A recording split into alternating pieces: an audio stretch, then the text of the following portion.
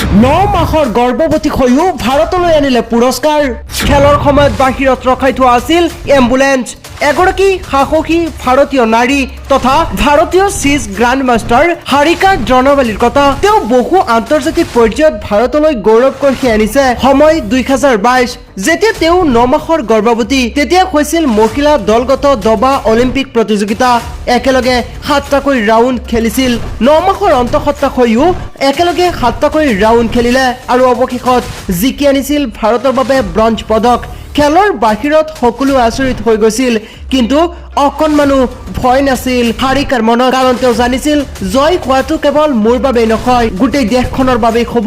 এই জয় আৰু অৱশেষত জয়ী হৈছিল ব্ৰঞ্জৰ পদক বৰ্তমান তেওঁৰ ছোৱালীজনীৰ বয়স 3 বছৰ আৰু এতিয়া ভাৰতীয় চিজ গ্ৰেণ্ড মাষ্টাৰ হাৰিকায়ে কৈছে মোৰ ছোৱালীজনীয়ে এদিন গৰ্ব কৰি ক'ব পাৰিব মোৰ মাকে মোক গৰ্বত লৈ এই আপোন দেশখনলৈ গৌৰৱ কঢ়িয়াই আনিছিল তেওঁ এগৰাকী ভাৰতীয় নাৰী তথা ভাৰতীয় চিজ গ্ৰাণ্ড মাষ্টাৰেই নহয় হাজাৰ হাজাৰ ভাৰতীয় মহিলাৰ বাবে